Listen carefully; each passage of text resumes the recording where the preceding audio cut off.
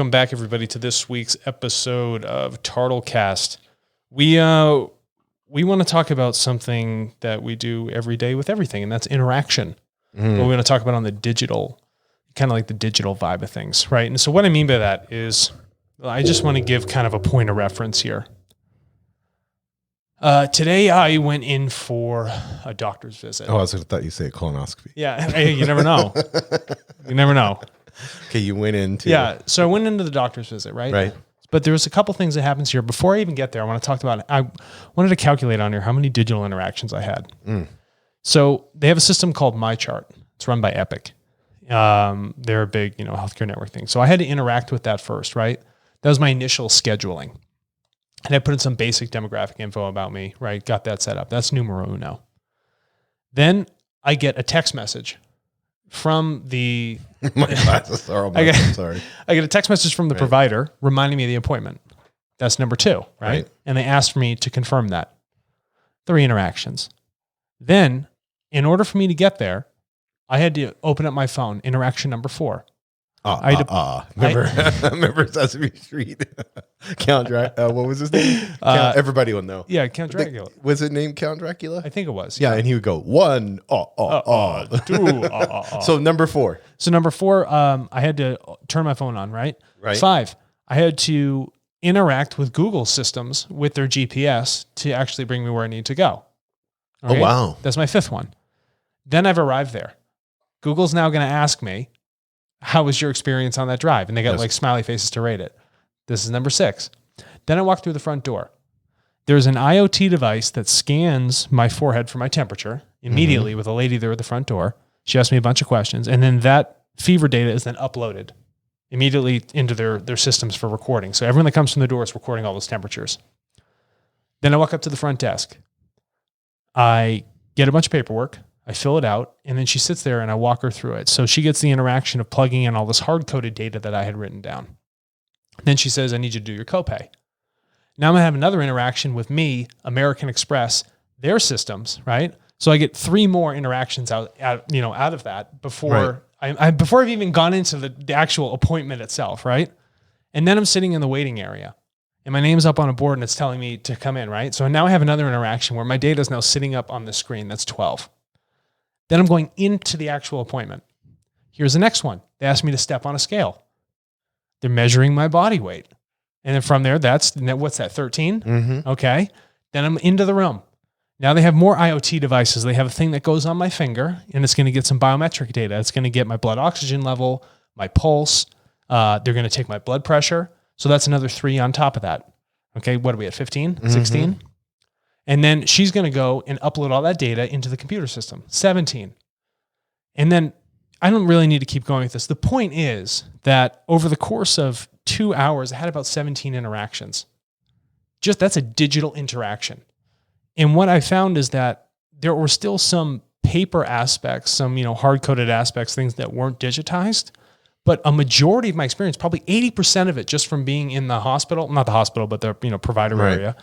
The mental hospital. Yeah, the mental hospital. I'm leaning on my walls. Was that 80% of everything I did in there was digitally interacted with. And every single one of those actions have a monetary value associated with them. And so what I would like to go over in this episode is how that only as we continue to go into the future with the increase in IoT and everything that we become inundated with in life is that our digital interactions are going to increase at phenomenal rates. You won't realize truly how much data we're actually creating just walking around doing very normal things. Right, 100%. And when you become aware of that and you start to actually catalog it like I was doing, I'm like, there's a lot more going on here than I thought. And so using a system like TARTLE to take that, pull that information in and organize it in an appropriate manner so it's actually, readable and fungible so it can be traded and you can actually see how many times an interaction has actually occurred and the value of that interaction, I think something special is really going to happen. And we're going to realize how much value we're actually creating for ourselves and others as we just interact throughout our days. So as far as when we look at TARTLE and we look at value and we're looking at these IoT devices, and they've already predicted within the next 3 to 7 years there's going to be 400 times the amount. Right. You know, and I think just regular, like you said, that blood pressure machine will be wirelessly connected. The biometric machine, correct, you know, will be connected. You know, if it's not already. Yeah. But as we see IoT, and as we look at being able to take this data, whether it's a Whoop or a Fitbit or any of these things that we may interact with daily, and Alexa, whatever it may be, where is that data as we interact with these machines? Where is that data going? So it's funny, they get housed in these data warehouses, data lakes, you know, just essentially cold storage servers until, you know, some guy shows up with a nosebleed and a couple Red Bulls, and he's typing away, and his boss is like, analyze. Awesome analyze. bangs. Yeah. Yeah. Or he's been drinking Bang all day. Yeah. That's when the stuff actually gets used. But really what these systems are doing, they're constantly aggregating. And EY did a basic study. And now that I'm looking at it, considering 80% of my day is digital interaction, you know, they say that around 700 digital interactions a day happen normally for everybody. But they said, give it another 4 years, that'll be up around 5,000 interactions a day. 5,000. You created 5,000 data points, not to mention all the data points that branch off of the one you created. Right. But primary data points, you've created 5,000 of Well, it's like, what's the eco footprint or whatever they call? It's almost like like if your carbon footprint. I got a carbon footprint, but I got a digital footprint. A data footprint. Right. And so that data footprint's going to increase dramatically. And we know that with decentralized systems and how, you know, dispersed networks work, you know, if I have, say, 200 interactions at, you know, a hospital here or a doctor's office, and then I have 3,000 in my Tesla, you know, and then 15 at the grocery market, all of these different things, they're all going to interconnect with these nodes, and, you know, there's going to be some shared points, and those are the interesting intricacies of analysis that people are going to want to look at.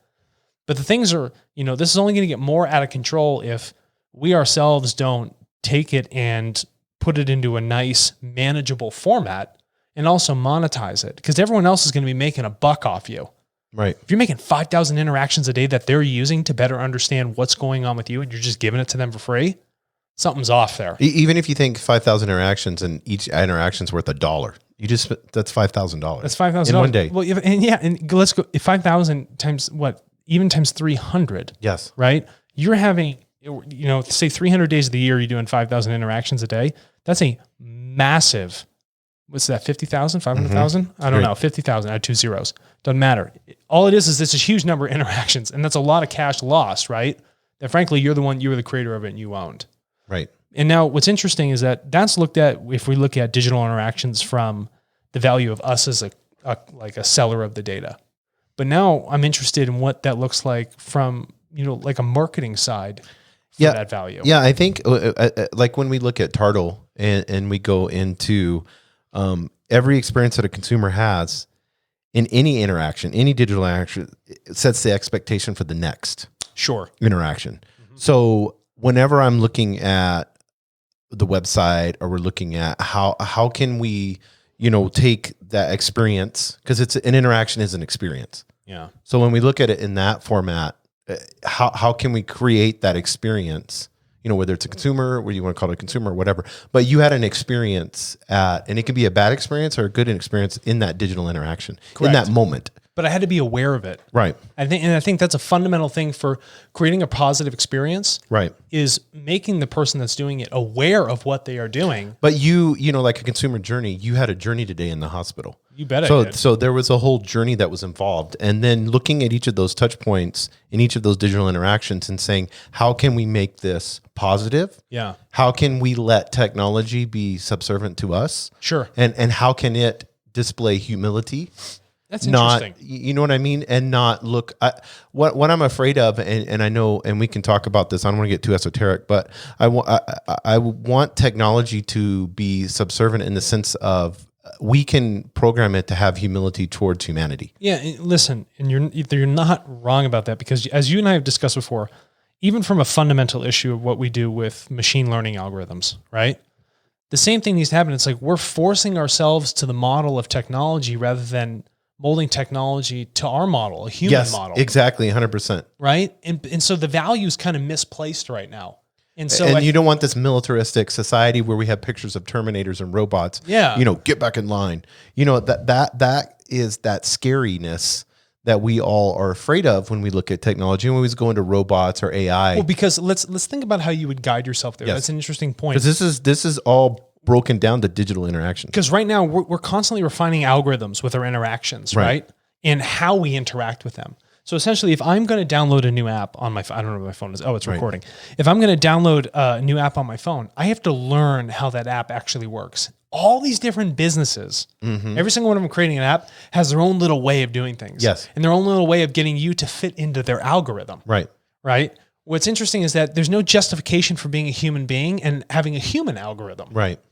I think, I don't know if and I know exactly what you're saying. So these are keywords. I want you to talk about it. So what I envision for TARTLE, especially on the customer interaction with these digital interactions, is that we create human value. Correct. And as a human. Yeah. So the interaction brings value. Yeah. Because right now, the people creating the apps or whatever it might be, or the social networks, whatever it might be, they're creating the value strictly for the network. Yes. Strictly 100%. for the application. Because they're Yes. like, how do I increase the value of the application? Where like with TARTLE, when we go to our investors, Right. it's a different story. It's like, hey, everybody's been looking at, well, how do we increase the value of the app? Yeah, well, that's only 50% of the picture because that app, the value of it is driven by the people. So how do you also increase the value of the people at the same time? Yes, exactly. And how do you measure that value? And if we can show that there's such a measurable gain of value that society has received from using it on top of what is going on with the app becomes secondary.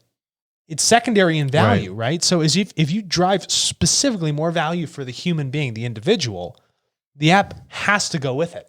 And it was interesting. They did a study. I have it right here. That they asked enterprises as far as like creating a new digital transformation, like taking the company. How do we do that? Like what you experienced today at the hospital, and 40% of these enterprises, when they interviewed CEOs, CMOs, CTOs, and then they also went upper level management. 40% of them said this: the one thing that was holding them back was their culture. Yeah. So this is where I want to get into, and I want you to talk about this, Alex. So the culture of the company was dictating how the interaction would happen. Right. And so let's consider some. I can use some prime examples. We're gonna go deep here. that I have done. Right. So I've actually worked. I did consulting for a bit, and not in a way like I'm not trying to like rip people off or do anything super expensive. We created massive amounts of value by actually helping companies digitally transform themselves, right? Even with lean processes. So when I had these discussions with executive level management, owners of business, you name it, right? They would constantly talk about the culture and they said, nobody wants to adopt it. Nobody wants to adopt it. Nobody wants to take this thing. They're so used to doing it this way, whatever it might be. And then when you go to introduce a new tool, right? Mm-hmm. The tool always, every single time had such a rub against the culture. So what happened was all of the guys that were working there, whether it be union members, whoever it might be, they said, this takes away my power as a human being. Yes. Here's where we go. This is where I was hoping we'd go. They would tell me that like, I have to, I'm going to change the word to mold because this just makes it in better context. I have to mold my work habits now to what this machine wants. Right. I've been doing this. I've been milling train wheels for the past 35 years for this transit system. And you're going to tell me that the computer is already going to tell me how I'm going to change my entire operation for that milling? Yes. No, I'm not going to do it. And here's what we found, is that they'd spend $15 million on this massive machine that would like drop wheels in and like automatic mill it. It would sit there all day long. No one would use it. They'd hand mill every single one out of spite. Because what they were doing is they were trying to force feed culture into, a system of algorithms that, one, there was no value educated to the guys that had to use it, right? They're like, well, what is the value to me in using this? They thought it was more of a threat to their jobs. And for the executive management, they're like, well, we got all this spend. You're going to have to use it. And then when they did start using it, it was used improperly because what they've learned through their labors over time and their efficiencies and the nuances of doing something, the machine couldn't really do it the way they did it. Mm-hmm. This is so good. They're trying to form fit, frankly, like their artisan level trade that they've done, their mastercraft into these, regular cannon fodder algorithms that some guy on a CAD software kind of typed up and said, this is how this is going to go. But you can be extremely creative. Auto manufacturer Mazda, for instance. Yeah, give it to me. So let me, this is going to go perfectly right into what you just said. Yeah. Like two puzzle pieces fitting. Yeah. So they had an issue with trying to get the cars painted faster. Correct. So you can have these spray guns that are robot arms, just go next.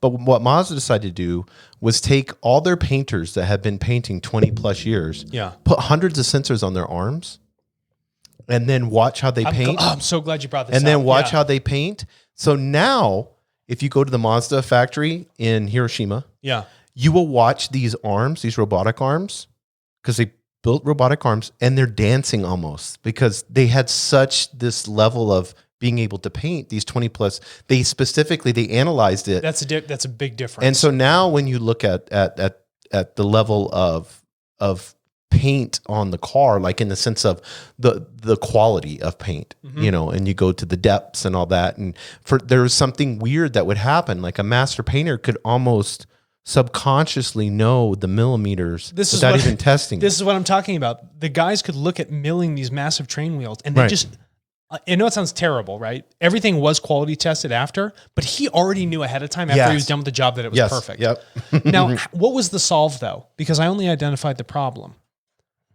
What happened with this digital interaction was the algorithms had to wait. Yes. The algorithms had to be changed only after we went to the human being first and asked them how they wanted the digital interaction to actually work, rather than take the digital interaction and tell them how to work. And we retuned the algorithms, and then became an efficient process with easy adoption. So from a business standpoint and sort of that value, or value for anybody, you have to show them the value in the digital interaction, but you have to invert the model where it's not, okay, we bought this machine and now you got to form fit yourself to it. No. The machine needs to form fit itself to you. Yes, it's that level of humility. The machine doesn't know, but it gives us an idea in our culture to understand that. And this is something, as we evolve at TARTLE, one of the things that when we begin to create these, and as we know, we're getting into individualized. Correct. Everything is becoming. I was listening to a podcast the other day, and this billionaire starting where he's like, "Why are vitamins all the same in the capsule? Why wouldn't you get your DNA, your blood work, and all that stuff, and then the capsule would be made specifically for you?" Right. That's where we get that level of customization through these data interactions is on the way. Right. But for us, and this is something that I want you to elaborate on, in terms of it, number one, it should be who we listen to, how we listen, and then how we deliver. Very interesting. That's very interesting. So who we listen to. Right. The first person you listen to, you have to listen to yourself. Yes. Because what we do is we go in here and, you get a pop-up and the app says, do this next. Yes. Why? Why? Exactly. Have you stopped for a second and asked why? You know what I mean? Like, why am I doing this? Or they may ask why, but then they're programmed to click the little X or hit the submit. Whatever. I'm just going to blow by it anyway. Yeah. Here's the call to action. Click. Yeah. And then you got to, what was the next one after that? So it's who we listen, how we listen. So how we listen, right? So we're losing our criticality of listening. Right. We've become so inundated with normal processes and oversaturation of media and digital interactions that we're just like, you're just blasé to it. We become numb. And we turn into taking these extremes, and then we become tribal. And then we have these tribal wars. But is that wrong? I'm not wrong. Does that seem obtuse? Because the reason I say that is because if we become so numb to so much interaction and stimulus all day long, no, but you're going to need like a huge shot of heroin to get you to get jazzed up to something. You know what I mean? Or you're going to have a confirmation bias because it's feeding you that specific thing that you're wanting. Yes. Because it's going to customize to you. Let's use news or whatever it may be in Facebook or however that works. But when you look at specifically I want to make sure I say this right. But when you're looking at these tribal warfares, and we're seeing that now, especially here in the United States, where we're seeing people literally they're taking on tribal groups. Yes, yeah, and willing to go to war to each other, all because of these digital interactions that they're having, that is feeding to their confirmation bias, and it is causing them, like you said, to look at the X or hit the submit. Yeah. And then it's taking them from where they were and driving them far left or far right. Well, think about how the algorithm works, right? So if you have a news stream and it's the very first time you're on it, and if you put no preferences in, right? Maybe they're like, oh, well, what do you like? Because it's trying to curate it for you. Mm-hmm. If you don't put anything in there, you get a bunch of randomness. Right. Right. It's like having a VPN, you go on the internet and you're like, why am I getting ads for these things? Well, it's because they don't really know who you are now. But the second they start to refine that, yes, the algorithm is already going to artificially drive you way off to one side into this like crazy binary system. It's either this or that. You know, there's no gentle mix. But I like what you said about critical thinking, and I want to stay there for a second with digital interactions and the responsibility of TARTLE to create that, because that's the next one, how we deliver. So let's talk about that criticality of thinking. What's interesting here is that you become very critical when you're going to spend money on something, right? Yes. Or when you're going to receive money. You're like, is this too good to be true? So if you're teaching people how to think about their digital interactions and say that, wait a minute, what you're about to do has a value to it, a dollar value. So if you give it away for free, this is a loss for you. Right. So now the critical changing begins to think, where it's like, this is really interesting. Should I have this interaction? Is this interaction really have the amount of potential and value that I'm looking for? And then that now becomes, you start to now weigh the decision rather than just walking around all numb being like, whatever, I'll do it, I'll hit X, I'll go forward, whatever it might be. You begin to think about it properly. And that leads us into our final category, which was? How we deliver. It's who we listen to, how we listen, and how we deliver. But this is the one thing I want to move us along here. Yeah, go ahead. Us as TARTLE having the responsibility of having access to all this data and this data interaction. Mm-hmm. And then getting to the point, for the sake of humanity, knowing what to do with it. Sure. And I don't want people to misconstrue this as saying, just because it's on our server, we're just going to read it. No. If we want to look at your information, it's encrypted, right? Right. We would still have to buy it from you. Right. We got to smoke our own dope here. If that's right. The only way for me to put it, I agree. That makes a lot of sense. That's why I like that it's so transparent and so unique from any other data. Yeah. It's like, we're not going anywhere. Like the answers are here. We'll use the system we created. Right. I mean, I don't like the word believe, but for other people, if they believe enough in something, you might as well just use the thing you believe in, right? Right. Prove to us the conviction of your belief, But if we're looking at, I'm sorry, bring it back up. Yeah, no, it's us having the access to the data, and then turning around and knowing what to do with it. So what happens? Here's the interesting part.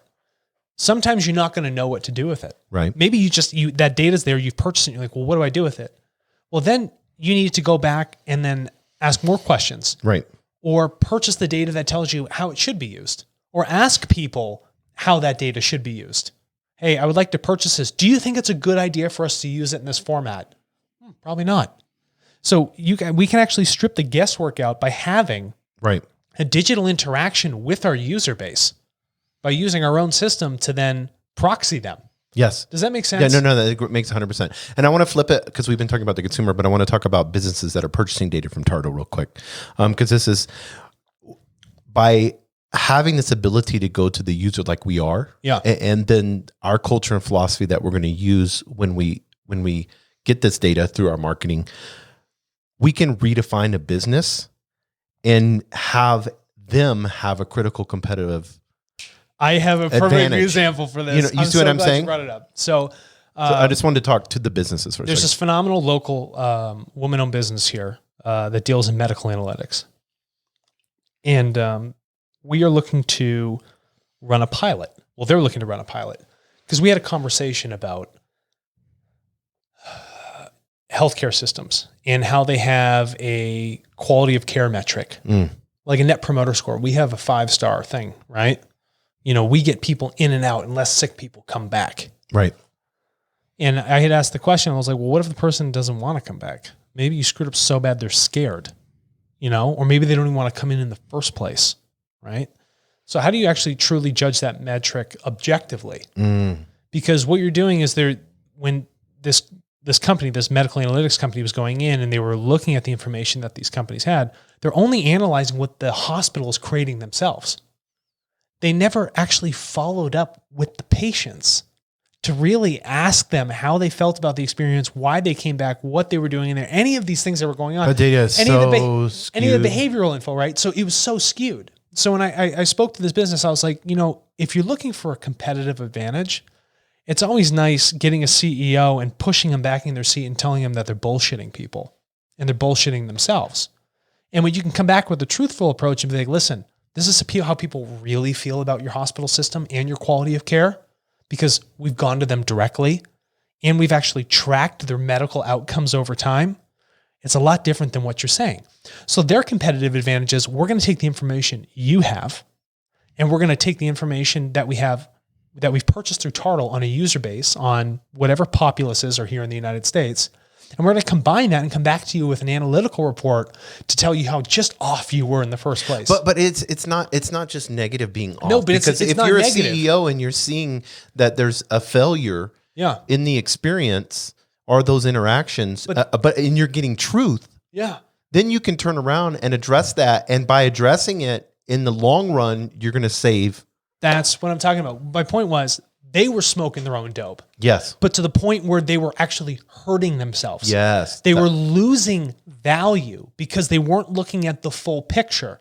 So I'm not looking at this from a negative approach. I'm just saying you can now go back to that executive management, that board of that healthcare system or that network and be like, this is the real truth of what's going on. And if you can get a pulse on it and actually figure it out, right, and change your net promoter score and how people actually feel about this and be honest about it and actually bring the people in that fund the hospital, and the people that really fund your hospital are the sick people. Mm-hmm.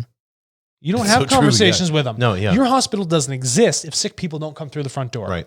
100%. But the thing is, you just say, we're all high and mighty, but you never even talk to them. But you don't know. I mean, like when you look at Chick-fil-A, right, and something as simple as right when you pull in there, they have somebody standing outside instead of at a window outside, and they say, "How may I serve you today?" Correct. And people love there's a cult following for Chick-fil-A. Dude, it's serve you. Yeah, but making that little shift, how much did it cost to have an employee stand out there and then have a statement of humility? Yeah, nothing. No, I know, and nothing. And for even a minimal cost, and this is considered R&D expenditure when you buy data from TARTLE. Right. R&D expenditure businesses, hear it here, learn it, okay? That small cost you're making creates that massive amount of goodwill and value with those people. And you could try something and then poll and then see if it's working. You can A/B test the processes that you're making in your business. Dude, you can A/B test people. Yes. And you don't treat them like machines. You're literally A/B test. You're asking them directly. Right. Rather than the beautiful part, what TARTLE comes in is we've through our ability with marketing and what we're doing and how we're changing the way that we market and everything that's going on. We will already, this is what a business needs to understand. We'll have already built the trust. Yes. Which is the biggest thing that you need.